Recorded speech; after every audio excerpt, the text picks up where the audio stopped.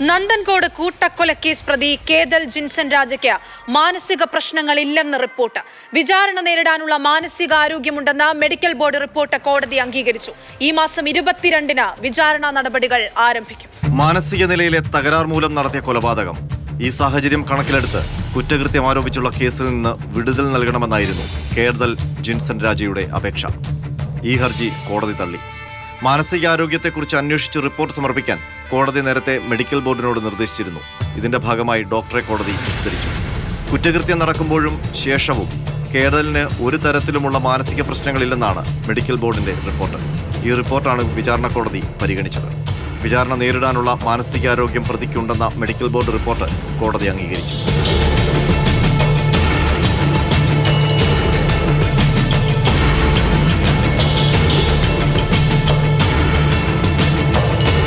Thiruvananthapuram 6ാം additional ജില്ലാ sessions കോടതിയാണ് case പരിഗണിച്ചത്. വിചാരണ നേരിടാൻ സന്നദ്ധനാണോ എന്ന കോടതിയുടെ ചോദ്യത്തിന് അതേയെന്നാണ് പ്രതി കേതൽ മറുപടി നൽകിയത്. ഈ മാസം 22-ന് പ്രതിയെ കുറ്റപത്രം വായിച്ചു കേൾപ്പിക്കാൻ കോടതി തീരുമാനിച്ചു. 2017 ഏപ്രിൽ 8-നാണ് കേതൽ ജിൻസൺ രാജ തന്റെ മാതാപിതാക്കളെയും സഹോദരിയെയും അടുത്ത ബന്ധുവിനെയും അതിദാരുണമായി കൊലപ്പെടുത്തിയത്.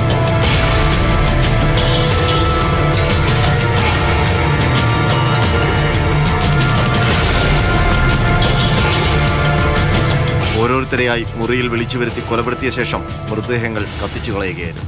മുഖ്യപ്രതിയായ കേതലിനെതിരെ കൊലപാതകം, തെളിവ് നശിപ്പിക്കൽ, മാരകായുധങ്ങൾ ഉപയോഗിച്ച് പരിക്കേൽപ്പിക്കുക, വീട് നശിപ്പിക്കൽ എന്നീ കുറ്റങ്ങളാണ് ചുമത്തിയിട്ടുള്ളത്.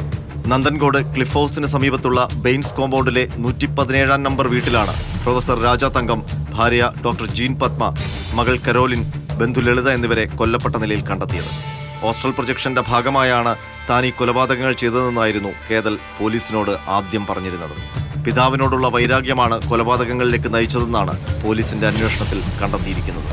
കൊലപാതകം നടത്താനുള്ള മാനസിക തയ്യാറെടുപ്പിനായി ഹോസ്റ്റൽ പ്രൊജക്ഷൻ പോലുള്ള ആഭിചാര ക്രിയകൾ പ്രതി ഓൺലൈനിലൂടെ പരിശീലിക്കാൻ ശ്രമിച്ചതായും കുറ്റപത്രത്തിൽ പറയുന്നു. ഏതായാലും മെഡിക്കൽ ബോർഡിന്റെ റിപ്പോർട്ട് വന്നതോടെ കേതലിന് ഇനി മാനസിക പ്രശ്നം ഉന്നയിച്ച് കേസിൽ നിന്ന് രക്ഷപ്പെടാൻ കഴിയില്ല. വിചാരണ നേരിട്ടേ മതിയാകും.